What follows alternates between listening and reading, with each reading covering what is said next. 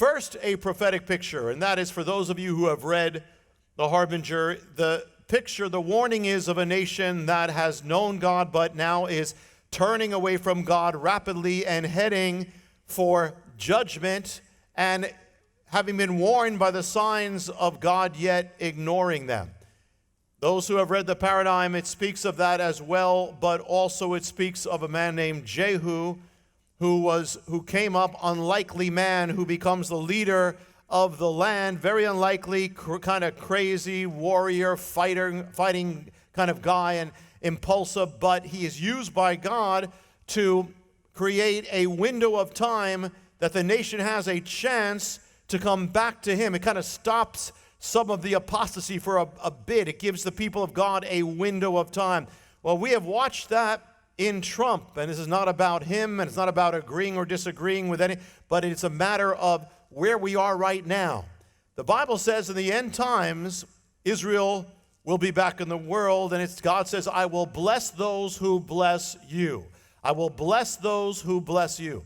And that is an absolute law of history. It is crucial how nations treat Israel. One stream of good news is under this administration, relations with America and Israel have been great, overwhelmingly.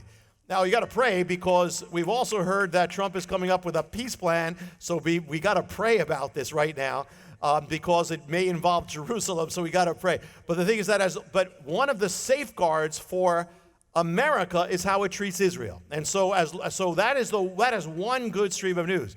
Another, though, development is when you look at the biblical pattern that I wrote about in the paradigm. What happened in the days of Jehu, even they were given a chance for revival, but they didn't take that chance. There was not revival.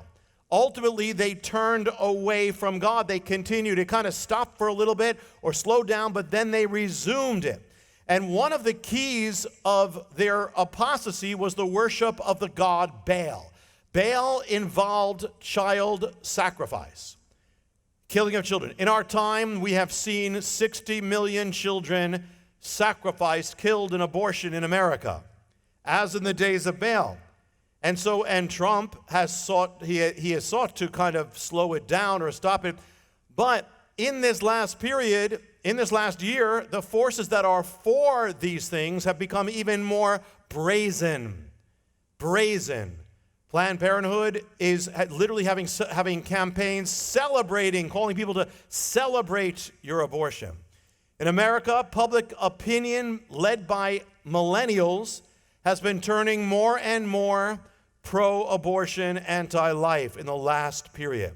In Canada, a new law was passed that in order to get government grants or be part of a government programs, you have to affirm that you are for abortion. Now, there was kind of a backlash, and they kind of backed away, but even the fact that they went to that point, making it a requirement that you are for it. Ireland, long seen as conservative Catholic country, this year, they voted to legalize abortion by a landslide. This year, it was revealed that the Food and Drug Administration has been buying fresh aborted baby parts for experimentation.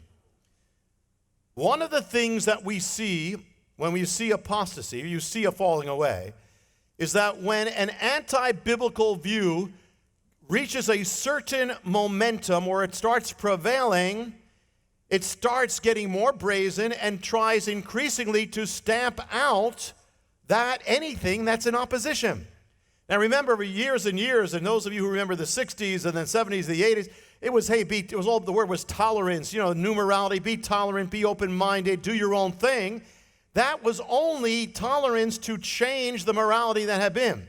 Once that morality began prevailing in America, it was no longer, it's okay. Now you can lose your job, you can be persecuted, you will be persecuted, you'll be cut off from social media if you even speak another opinion. You see, ultimately, when Baal became the ruling morality of the land, the forces of Baal tried to stamp out everything of God. Well, we are entering that period now. And so you see increasingly similar stories in California, which is a little bit ahead of the rest of America. I say ahead, but I mean in falling. California this year recently attempted to force life pregnancy centers. These are centers which give, say, if you're pregnant, we'll give you a place, we'll help you out. These are usually Christian. That they tried to force them to refer everyone who comes in their doors to abortion clinics. That's a brazen act that would never have been attempted years ago. And basically, it would bring them all to an end. Just recently, a United Nations committee declared, this is not America, this is all nations, declared that sovereign nations must legalize abortion across the entire world. To find out how you can receive more of Jonathan's teachings, to receive special free gifts, or get in touch, go to hopeoftheworld.org or call toll-free 1-800-YESHUA-1. That's hopeoftheworld.org or call 1-800-YESHUA-1. That's 1-800-937-4821. You can also get more at Jonathan Cahn's Facebook page or write us direct at Hope of the World, Box 1111, Lodi, New Jersey 07644, USA.